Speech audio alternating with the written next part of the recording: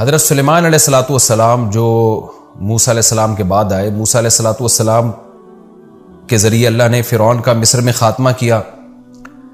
آپ تفسیروں میں پڑھ چکے ہیں کہ پھر موسیٰ علیہ الصلوۃ والسلام نے بنی اسرائیل کو حکم دیا کہ اب جہاد کرو. بنی اسرائیل نے کہا اذهب انت وربک، اے موسیٰ آپ جاؤ اور آپ کا رب جائیں، ہم یہاں بیٹھے ہوئے ہیں.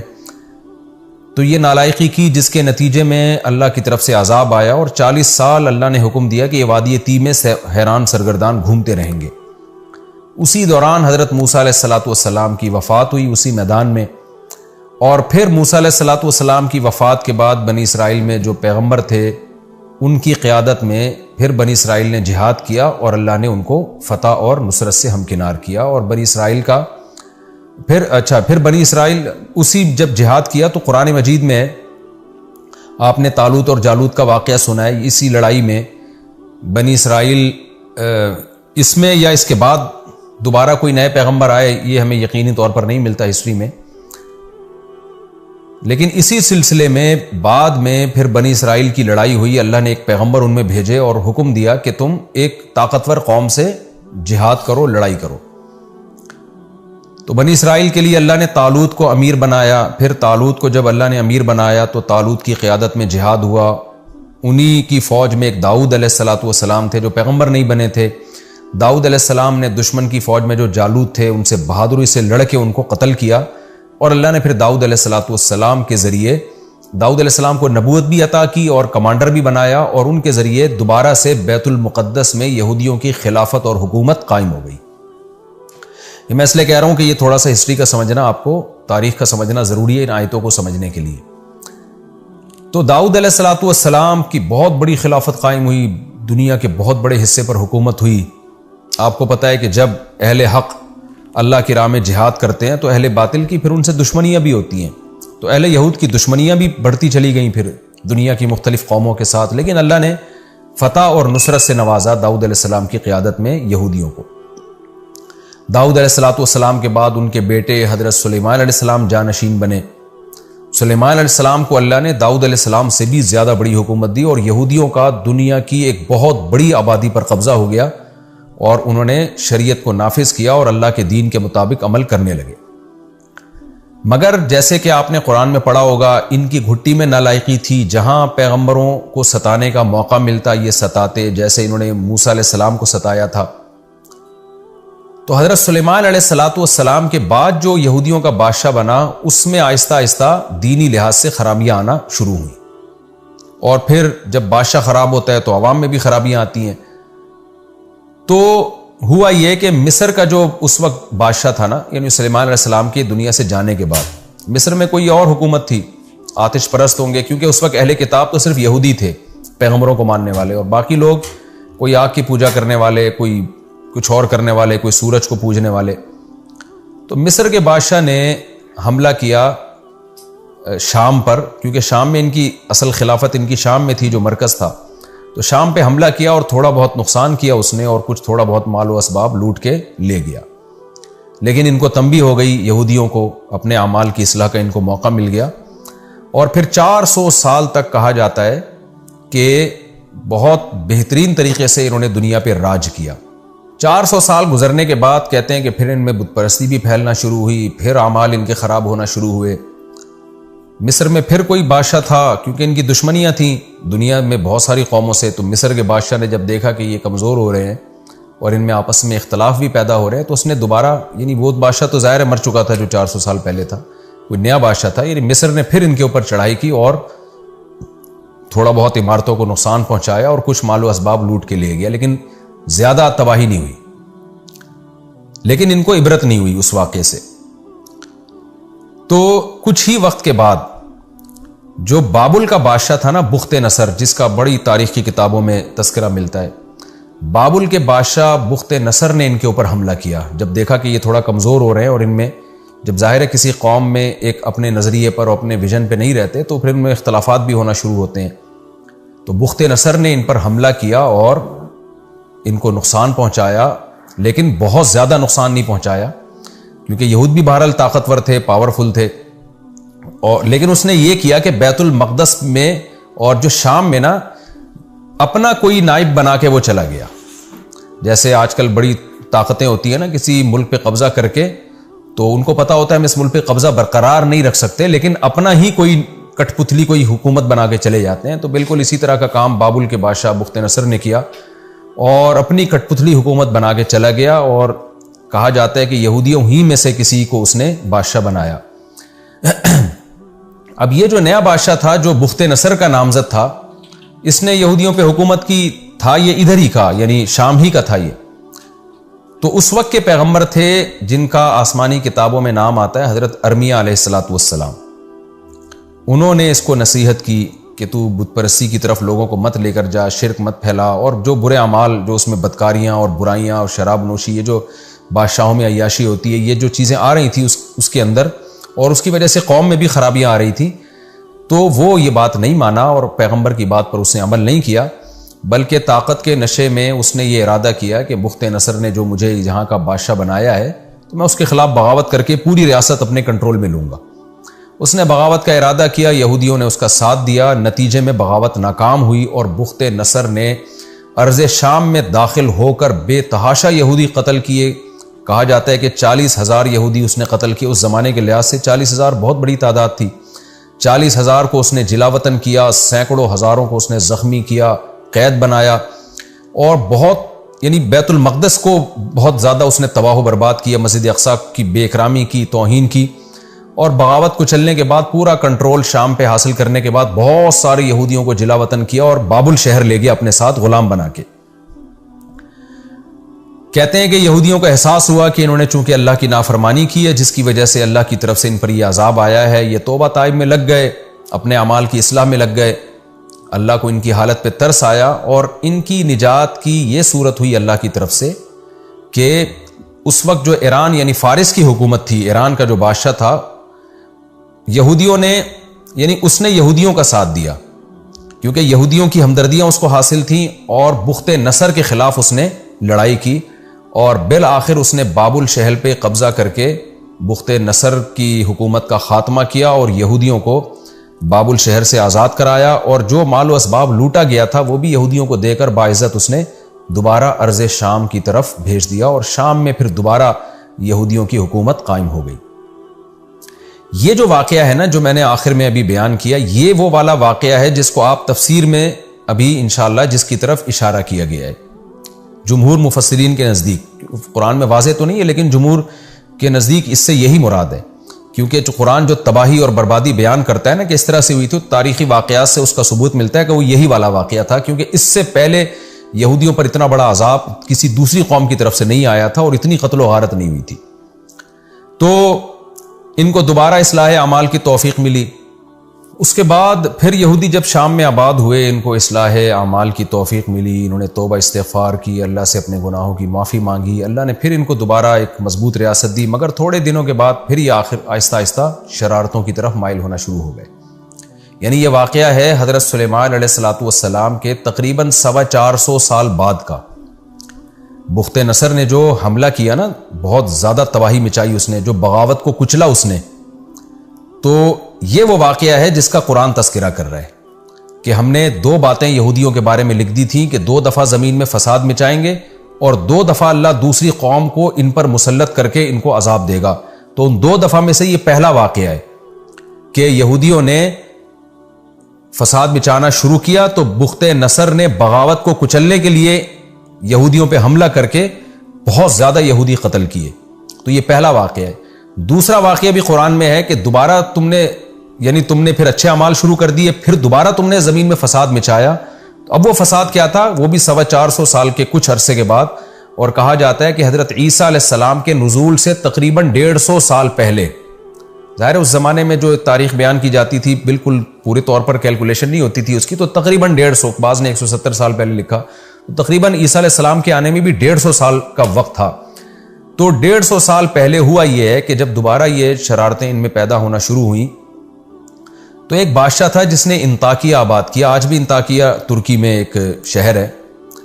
تو انطاکیہ کے بادشاہ نے ان پر حملہ کیا، اور اس نے پھر جو ہے یہاں گھس کے بہت زیادہ یہودی مارے، قتل کیے، اور پھر بالآخر رومیوں نے پھر یہودیوں پہ حملہ کر کے رومیوں کی حکومت قائم ہو گئی، جو آج غالباً اٹلی جس کو کہا جاتا ہے نا آج کا اٹلی جو پرانا روم تھا، یہاں اس وقت یہودی نہیں تھے، یعنی اہل کتاب نہیں تھے، کیونکہ عیسائی مذہب تو آیا نہیں تھا اور لڑائی یہودیوں سے ہو رہی تھی، تو غالب یہی ہے کہ وہ بھی کوئی آگ پرست ہوں گے یا سورج کی عبادت کرنے والے.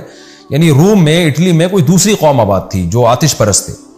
تو چونکہ بیت المقدس شام قریب ہے یورپ سے اور اٹلی سے یہاں کی نسبت، تو وہاں سے جو لوگ اٹھے، وہاں بھی ایک مضبوط حکومت تھی، انہوں نے اس پہ قبضہ کر لیا بیت المقدس پہ، اور پھر سلاطین روم کی یہاں حکومت قائم ہوئی ہے.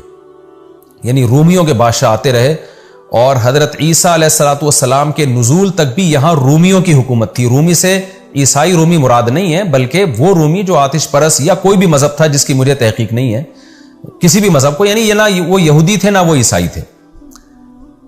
اس کے بعد جب یہ واقعہ ہوا، سلاطین کی یہاں حکومت قائم ہوئی، تو تقریباً 150 سال کے بعد پھر حضرت عیسیٰ علیہ السلام ارض شام میں پیدا ہوئے. اللہ نے ان کے معجزے ظاہر کیے. پھر یہودیوں کو حکم دیا گیا کہ حضرت عیسیٰ علیہ السلام پر ایمان لے کر آؤ.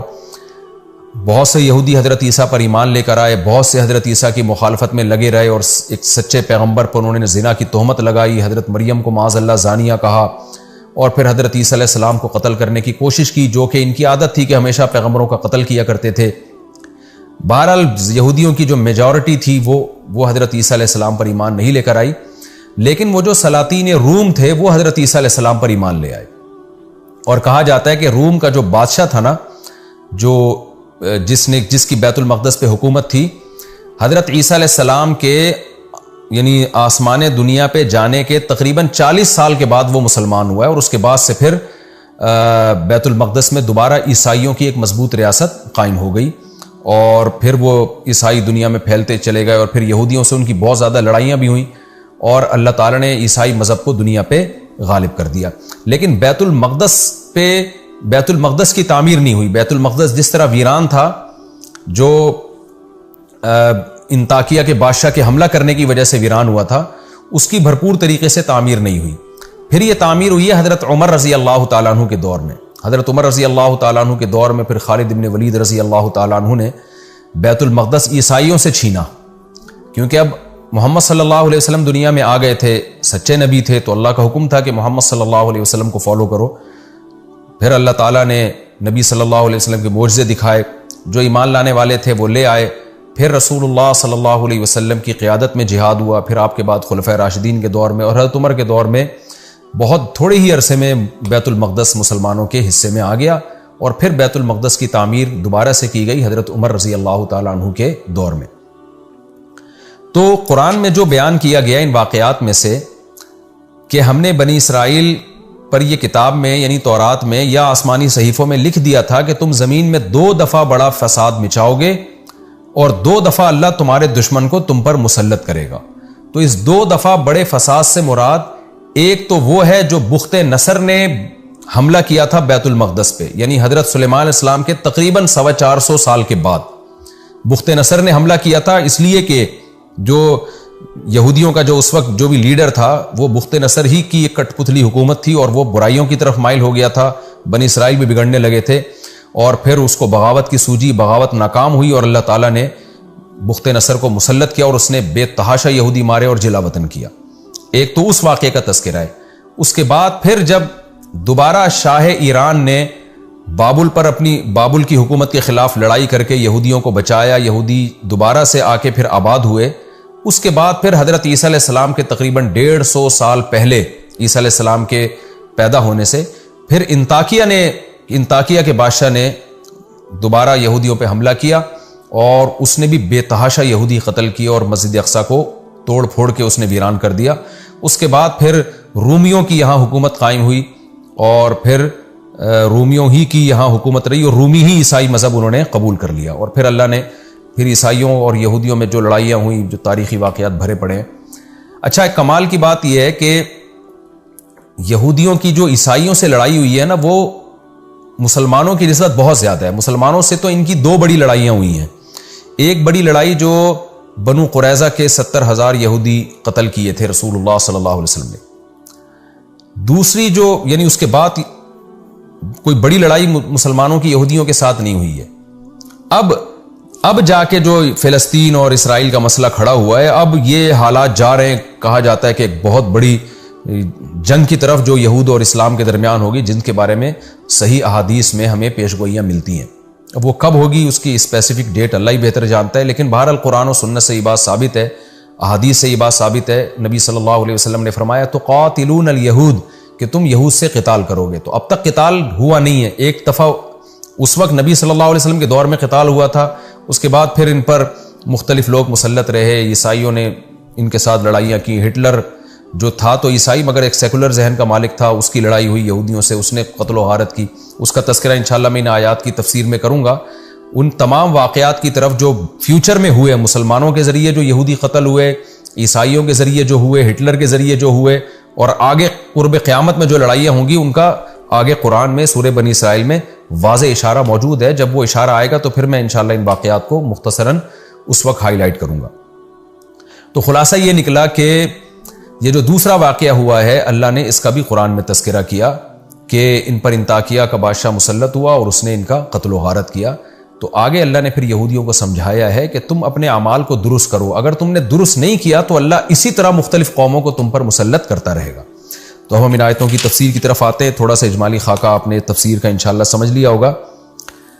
اچھا، یہ جو ہسٹری بیان کی جاتی ہے نا، یہ کوئی صحیح احادیث میں نہیں ہے، بلکہ یہ آسمانی کتابوں سے ہی مفسرین نے لی ہے، اور یہ مورخین ان واقعات کو نقل کرتے چلے آئے ہیں۔ تو نبی صلی اللہ علیہ وسلم نے فرمایا کہ حدثوا عن بنی اسرائیل ولا حرج، اس میں کوئی حرج نہیں ہے کہ آپ اگر اسلام میں اس کے کوئی اسپیسیفک ہمیں کوئی مستند ہسٹری نہیں ملتی، کوئی واقعات کی بہت تفصیلی ڈیٹیل ہمیں نہیں ملتی، تو ہمیں عیسائیوں سے یا یہودیوں سے ہسٹری لینے میں ہماری شریعت نے روکا نہیں ہے۔ اور خاص طور پہ جو خبر متواتر ہوتی ہے نا، جس کو سارے مورخین نقل کرتے چلے آئے ہوں، تو اس کا انکار کرنا ایک ضد اور ہٹ دھرمی کی بات ہے۔ تو قرآن سے بھی خاص طور پہ جب ان واقعات کی تائید ہو رہی ہے تو اس کو نقل کرنے میں کوئی حرج نہیں ہے۔ اس میں یہ مطالبہ کہ صحیح حدیث سے دکھائیں، یہ مطالبہ ایک کم علمی کی بات ہوگی۔ اگر حدیث میں اس کے خلاف ہوتا تو پھر ہم حدیث کو لیتے، ان واقعات کا انکار کرتے، لیکن نہ حدیث میں اس کی موافقت ہے نہ خلاف ہے، بلکہ قرآن سے اس کی تائید ہوتی ہے۔ اب میں اس کی تفسیر کی طرف آتا ہوں۔ قرآن کہتا ہے وَقَضَيْنَا إِلَىٰ بَنِي اسرائیل، ہم نے بنی اسرائیل کی طرف یہ فیصلہ کر دیا تھا، فی الکتاب، کتاب میں، کتاب سے تورات بھی مراد ہو سکتی ہے، آسمانی صحیفے بھی مراد ہو سکتے ہیں۔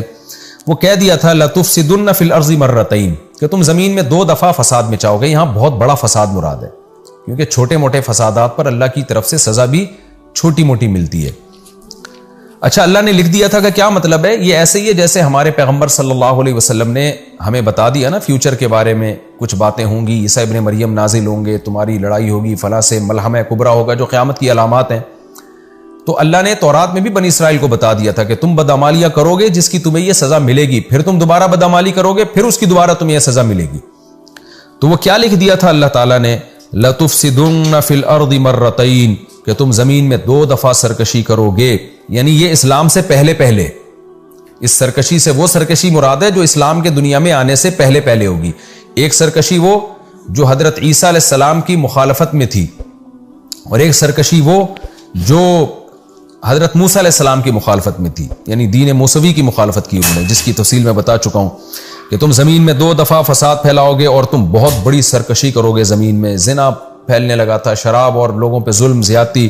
آگے اللہ فرماتے ہیں فَإِذَا جَاءَ وَعْدُ أُولَاهُمَا، ان دونوں وعدوں میں سے جب پہلے وعدے کا وقت آیا، یہاں وعدے سے مراد ہے تقدیر، یعنی جو اللہ نے اطلاع دی تھی نا تمہیں، وعد سے مراد میعاد، وقت مقرر، کیونکہ وعدے میں کسی سے کوئی خاص ٹائم کا وعدہ کیا جاتا ہے تو اس لیے اس ٹائم کو بھی وعدے سے تعبیر کیا جاتا ہے، ورنہ وعدہ تو 80 چیزوں میں ہوتا ہے نا۔ آپ کہتے ہیں کہ میں تم سے وعدہ کرتا ہوں کہ میں فلاں وقت میں تمہاری دعوت کروں گا، تو یہاں وعدہ اس معنی میں نہیں ہے، یہاں وعدہ ہے میعاد، جو اللہ نے ٹائم بتایا تھا۔ جب اس پہلا والا ٹائم آیا ہے تو کیا ہوا؟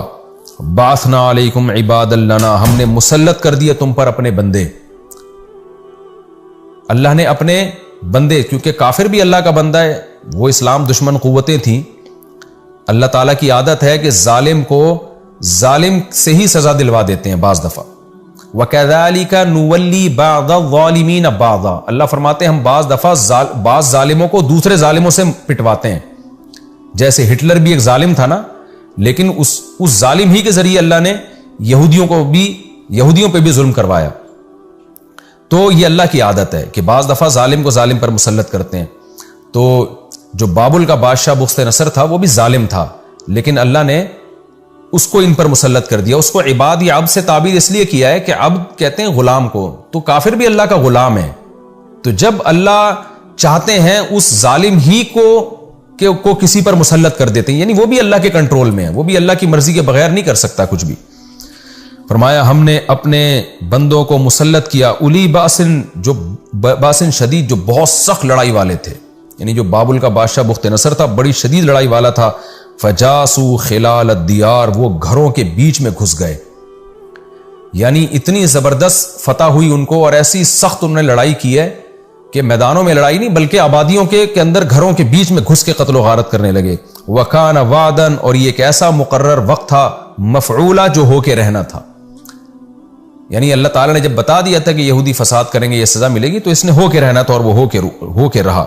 ثم رددنا لکم الکرۃ علیہم، پھر ہم نے تمہارے لیے مدد کی، لوٹایا ہم نے تم کو کرہ باری کو، علیہم، ان کے خلاف. یعنی جو تمہاری دشمن قوم تھی نا بخت نصر، پھر ہم نے اب باری کو چینج کیا اور ہم نے کہا تمہارے ذریعے سے ہم ان کو سزا دلوائیں گے. یہ بھی تو ظالم لوگ ہیں نا، اور تمہاری اب مدد کریں گے کیونکہ تم نے توبہ کر لی ہے. تو ہم نے پھر کیا کیا اس کے لیے، وَأَمْدَدْنَاكُمْ بِأَمْوَالٍ، ہم نے مدد کی تمہاری مالوں کے ذریعے، وَبَنِينَ، اور بیٹوں کے ذریعے. بیٹوں کے ذریعے مدد کا مطلب یہ بھی ہو سکتا ہے کہ اللہ نے یہودیوں کی نسل بڑھائی. جب بابل شہر میں یہودی جا کے آباد ہوئے نا تو ان کی نسل بہت تیزی سے بڑھی ہے. تو ظاہر آبادی کا ریشو جب کسی قوم کا بڑھتا ہے تو وہ پاور میں آ جاتی ہے.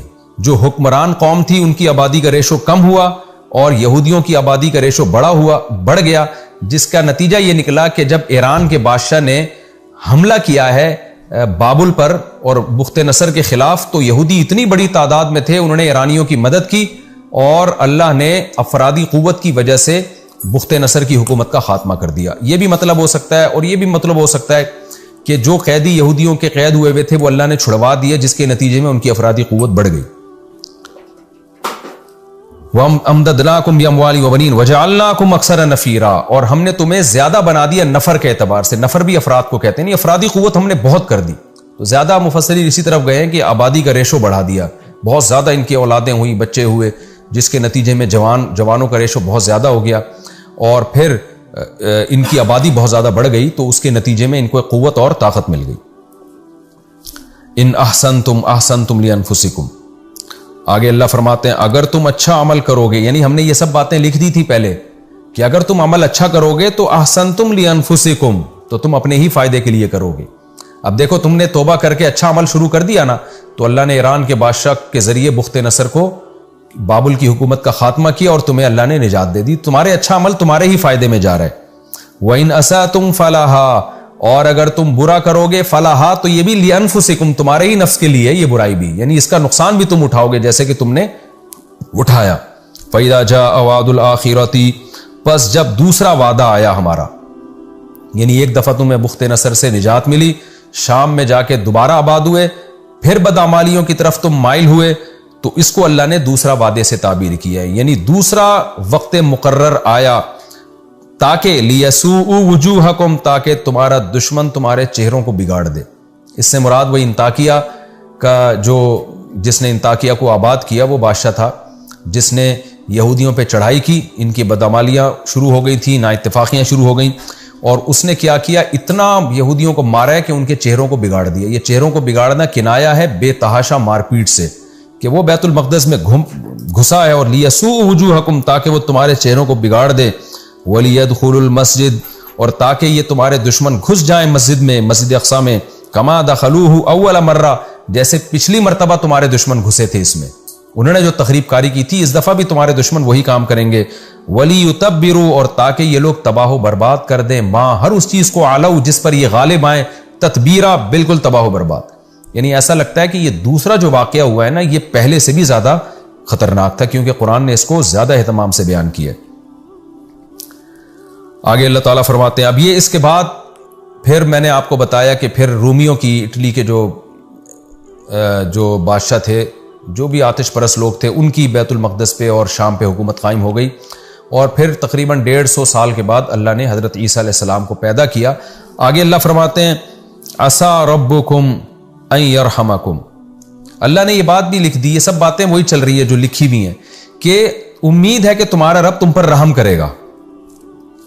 यानी अभी भी रहमत का एक ऑप्शन तुम्हारे लिए बाकी रखा उसने। वो क्या है? इसमें इशारा है कि अब नए हजरत ईसा अलैहि सलाम पर ईमान लेकर आओ, और जब मोहम्मद सल्लल्लाहु अलैहि वसल्लम दुनिया में आए तो उन पर ईमान लेकर आओ, फिर अल्लाह तुम पर रहम करेगा, फिर मुसलमानों के साथ मिला के अल्लाह तुम्हारी हुकूमतों को दोबारा कायम करेगा। लेकिन आगे अल्लाह फरमाते हैं व इन उद्तुम उदना, अगर तुमने दोबारा वही बदअमालियां शुरू की, वही जमीन में फसाद शुरू किया। देखें, फसाद एक खास नौयत की बदअमली को कहते हैं। ऐसी बदअमली जिसमें लोगों पे एक तो गुनाह है ना इंसान का पर्सनल, एक शराब पी रहा है, जिना कर रहा है, एक ये फसाद है। एक है कि साजिशें कर करके जमीन का अमन खराब करना। तो ऐसा मालूम होता है यहूदी सिर्फ इनफरादी बदअमली में मुब्तला नहीं थे, इज्तिमाई ऐसी बदअमली जिससे जमीन का फसाद तबाह हो रहा हो, हुब्बे माल, हुब्बे जा और लोगों पे जुल्म, इस किस्म की बुराइयां उनमें आ गई। तो अल्लाह फरमाते हैं वइन उद्तुम उदना, हमने ये भी लिख दिया था कि अगर तुम दोबारा लौटे तो हम भी दोबारा लौटेंगे। क्या मतलब? उसी नौयत की सजा देंगे जो पहले हम दे चुके हैं, जो बुख्त नसर के जरिए और रूमियों के जरिए और इंताकिया के जरिए तुम्हें हम सजा दे चुके हैं कि किस तरह लोगों ने तुम्हें मारा। देखें कुरान की कैसी बलागत है और कैसी पेशगोई है। ये आयतें मक्का में नाजिल हुई हैं। उस वक्त बनु कुरैज़ा, बनु नज़ीर के वाक़यात नहीं हुए थे, ये मक्का में नाजिल हुई हैं। लेकिन बिल्कुल यहूदियों को उसके बाद उसी अंदाज से सजा मिली है जो पहले मिलती थी। पहले कौमों पे अजाब आते थे ना, जलजले के और तूफानों के, लेकिन अल्लाह ने यहूदियों के लिए क्या अजाब रखा कि बदअमाली अगर करोगे तो कौमें मुसल्लत करेगा। तो फिर क्या हुआ कि अल्लाह ने अहले इस्लाम को मुसल्लत किया। यहूदियों ने मुसलमानों के साथ दो नंबरियां और गद्दारियां शुरू कर दी। आप सल्लल्लाहु अलैहि वसल्लम जब मदीना गए तो आपने यहूदियों से कोई छेड़छाड़ नहीं की। ठीक है, तुम अपने मजहब को फॉलो कर रहे हो, हम पर ईमान ले आओ, गवाही दो। नहीं लाते तो हमारी तुम्हारी कोई दुश्मनी नहीं है। बल्कि आपने बनु कुरैज़ा, बनु नज़ीर और उसके अलावा भी यहूदियों के जितने कबाइल थे सबसे एग्रीमेंट किए। मगर ये वही शरारतें, वही बदमाशियां, इधर एग्रीमेंट मुसलमानों से कर रहे हैं लेकिन साथ मुशरिकीन का दे रहे हैं। यानी ये देखते थे कि जहां हमें फायदा नजर आए तो कोई मुआहदा नहीं और कोई जबान का एतबार नहीं। इसी को फसाद कहते हैं। मुशरिकीन मक्का में एक चीज थी, मुआहदों की पाबंदी। जो जबान से कह रहे हैं वही दिल में। आपको पता है कि मुनाफिकत का जो इस्तिलाह है ना इस्लाम में, निफाक, ये यहूद के बाद आई है। मुशरिकीन मक्का या तो पक्के काफिर होते थे या पूरे मुस्लिम होते थे। ईसाई जो थे या तो मुस्लिम होते थे या काफिर होते थे। लेकिन जो यहूदी थे ना, उनमें ला इलाहा उलाई वला इलाहा उला, उनमें मुनाफिकीन पैदा हुए हैं। जबान से अपने आप को मुस्लिम कह रहे हैं, मुसलमानों से फायदे हासिल करने के लिए उधर अपनी कौम में जाके कह रहे हैं हम यहूदी हैं। यह है जमीन में फसाद कि आपका पता ही नहीं चलता कि आप हैं क्या। तो इतनी शदीद इन्होंने मुसलमानों के साथ गद्दारी की है कि जंग में मुशरिकीन का साथ दिया, जिसकी सजा में आप सल्लल्लाहु अलैहि वसल्लम ने फिर एक दिन में 70,000 यहूदी कत्ल किए, क्योंकि बहुत बड़ी गद्दारी की थी। जवानों को सबको कत्ल कर दिया, बच्चों और औरतों को छोड़ दिया और बाकियों को जिला वतन कर दिया। और फिर हज़रत उमर के दौर में मुकम्मल इनको अर्ज़ अरब से, जजीरा अरब से हमेशा के लिए निकाल दिया गया। तो ये भी जिल्लत का जो अजाब इनकी दो नंबरियों की वजह से आया, मुसलसल गद्दारियां, मुसलसल मुआहदों की खिलाफ वर्जियां, ऐसी सजा नबी सल्लल्लाहु अलैहि वसल्लम ने किसी को भी नहीं दी है कि एक दिन में हजारों को कत्ल किया गया हो। मुशरिकीन मक्का को आपने आम माफी का ऐलान कर दिया था, तो उसके बाद बहुत सौ को जिला वतन कर दिया। तो ये अल्लाह की इन आयतों की तरफ इशारा अल्लाह ने पहले कर दिया कि वह इन उद्तुम उदना, अगर तुमने दोबारा वही हरकतें की तो हम फिर दोबारा तुम्हें वही सजा देंगे जो पहले दे चुके हैं। उसके बाद यहूदी दुनिया में फैल गए और फिर ये साजिशें करने लगे। तारीख में बहुत से वाकयात तो हम तक पहुंचे ही नहीं होंगे क्या होता रहा इनके साथ। लेकिन मशहूर तरीन वाकया जो हिटलर का 1930s के आसपास जो वाकया हुआ कि एक सेकुलर आदमी था तो ईसाई लेकिन सेकुलर था, इतने यहूदी उसने कत्ल किए। मैं तो जर्मनी गया हूँ, मैंने वो जगह देखी है, वहाँ लोग अभी भी उन जो यहूदियों पे मजालिम हुए उनको याद करते हैं कि कैसे उठा के हिटलर जो है ना इनको जिंदा देग में डाल दिया करता था, जिंदा जला दिया करता था। जालिम आदमी था, उसके इस अमल को अप्रिशिएट नहीं किया जा सकता। लेकिन मैंने बताया अल्लाह जालिमों को मुसल्लत कर देते हैं अपनी हिकमत के पेश नज़र। और वो कह कर गया, उसको ये था कि ये फसाद में चाहते हैं दुनिया में। और कहा जाता है कि हिटलर ने जो कुछ यहूदी जिंदा छोड़ दिए थे उनके बारे में कहा अपनी तकरीर के दौरान कि मैंने चंद लोगों को इसलिए जिंदा छोड़ दिया है ताकि जब ये दोबारा जमीन में फसाद मचाएंगे तो लोगों को पता चलेगा कि मैंने इनको इतना कत्ल क्यों किया।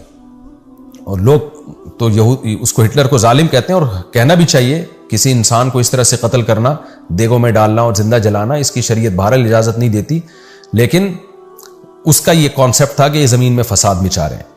اور اہل اسلام ہمیشہ یہودیوں کا ساتھ دیتے رہے ہیں۔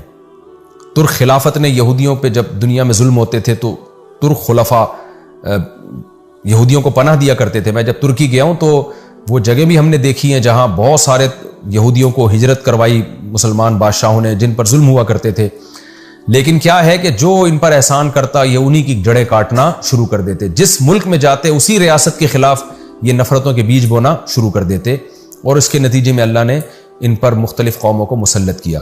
لیکن آج بھی یہ آیات بنی اسرائیل سے اور اہل یہود سے خطاب کر رہی ہے کہ اللہ کا یہ وعدہ سچا ہے، اگر تم زمین میں دوبارہ فساد مچاؤ گے تو قومیں تم پر مسلط ہوتی رہیں گی۔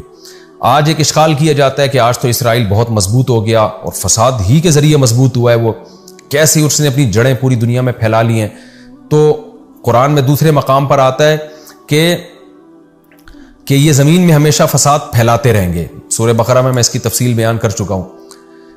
تو دیکھیں یہ جو فساد یہودی دنیا میں پھیلا رہے ہیں، گریٹ اسرائیل کی باتیں کر رہے ہیں، عین ممکن ہے یہ جو ان کو عزت ملی ہو یہ بہت بڑی ذلت کا پیش خیمہ ہو، یعنی اللہ کی طرف سے کوئی عین ممکن ہے فیوچر میں بہت بڑی ذلت کا انتظام ہو رہا ہو۔ اور صحیح بخاری صحیح مسلم کی احادیث میں یہ مضمون بہت وضاحت سے بیان کیا گیا ہے کہ قرب قیامت میں تمہاری یہود سے لڑائی ہوگی، تو ایک بہت بڑی لڑائی ہوگی اہل اسلام اور یہود کی، تو عین ممکن ہے یہ حالات اسی کی طرف جا رہے ہوں۔ باقی جو جتنا ہمیں احادیث میں بتا دیا گیا ہم اجمالی اس پر ایمان رکھتے ہیں، اس کی ڈیٹیل ہمیں بتائی وہ ہم ڈیٹیل سے بات کر سکتے ہیں، جو نہیں بتائی گئی اس پر ہم بات نہیں کر سکتے۔ تو ہمیں یہ تو بتایا گیا ہے کہ یہود اور اسلام کی بڑی لڑائی ہوگی دنیا میں، حضرت عیسیٰ علیہ السلام یہود کے خلاف لڑائی کریں گے، مگر عیسیٰ علیہ السلام نازل کب ہوں گے، حضرت مہدی کب آئیں گے، دجال جو یہودیوں کا ایک نجات دہندہ سمجھا جائے گا وہ کب ظاہر ہوگا، یہ تمام چیزیں احادیث میں مبہم رکھی گئی ہیں۔ تو ہم ان تمام علامات پر ایمان رکھتے ہیں مگر ہم اس کی تفصیل میں نہیں جاتے۔ آگے اللہ فرماتے ہیں وَجَعَلْنَا جَهَنَّمَ لِلْكَافِرِينَ حَصِيرًا، اور یہ تو دنیا کی ذلت ہے، باقی کافروں کے لیے ہم نے جہنم کو حصیر یعنی قید خانہ بنایا ہے۔ دنیا میں اگر بچ بھی گئے تو آخرت میں نہیں بچ سکتے۔ تو دیکھیں اس قرآن سے ہمیں یہ بھی پتہ چلتا ہے کہ اللہ کو نہ کسی قوم سے ذاتی بغض ہے نہ محبت۔ اگر یہود نے اللہ کی نافرمانی کی اور اللہ نے دوسری قوموں کو مسلط کر کے ان کو مارا تو مسلمان بھی کوئی اللہ کے لاڈلے نہیں ہے۔ ان آیتوں سے ہمیں بھی ڈرنا چاہیے کہ اگر ہم من حیث القوم خدا کی نافرمانی اور بغاوت میں جائیں گے تو یہ سمجھ لیں کہ ہم کبھی بھی ترقی نہیں کر پائیں گے۔ آج ہماری عدالتوں میں غیر اسلامی قوانین بن رہے ہیں، ہم سمجھتے ہیں کہ اس سے ہم ترقی کر لیں گے۔ خوب سمجھ لیں مسلمان کی ترقی کے اصول کچھ اور ہیں، غیر مسلم کے ترقی کے اصول کچھ اور ہیں۔ مسلمان قومیں اگر اسلام کو چھوڑیں گی تو کبھی بھی ترقی نہیں کر پائیں گی، اگر وہ ترقی ہوگی بھی تو وہ ایک تنزل کا اور ذلت کا بہت بڑا پیش خیمہ ہوگی وہ۔ تو ان آیتوں سے ہمیں بھی عبرت حاصل کرنی چاہیے۔ آگے اللہ تعالیٰ یہ تمام مضامین بیان کر کے بتاتے ہیں ان ھذا القرآن، بے شک یہ قرآن ہے، یہدی للتی ہی اقوم، یہ وہ راستہ بتاتا ہے جو سیدھا راستہ ہے، یہ بتا رہے قومیں کے عروج و زوال کے واقعات اور صحیح طرف تمہیں گائیڈ کر رہا ہے۔ وَيُبَشِّرُ الْمُؤْمِنِينَ الَّذِينَ يَعْمَلُونَ الصَّالِحَاتِ، اور یہ خوشخبریاں سناتا ہے ان مومنین کو جو نیک اعمال کرتے ہیں۔ جیسے اللہ نے یہودیوں کو بتایا تھا اچھا عمل کرو گے تو اللہ دنیا اور آخرت دونوں نوازے گا، تو یہ خوشخبریاں سنا رہا ہے۔ ان لہم اجرا کبیرا، وہ خوشخبری کیا ہے کہ ان کے لیے بہت بڑا اجر ہے۔ وان الذین لا یؤمنون بالآخرۃ اعتدنا لهم عذابا الیما، اور یہ قرآن یہ بھی بتاتا ہے کہ جو لوگ آخرت پر ایمان نہیں لے کر آتے ہم نے ان کے لیے دردناک عذاب تیار کر کے رکھا ہے۔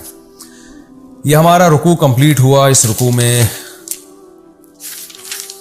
جو بہت اہم مضامین بیان ہوئے ہیں، میں کیونکہ وقت بھی ہمارا اتنا نہیں ہے کہ ہم اگلے رکوع کو کمپلیٹ کر سکیں تو میں اس کا مختصر خلاصہ آپ کے سامنے بیان کر دیتا ہوں۔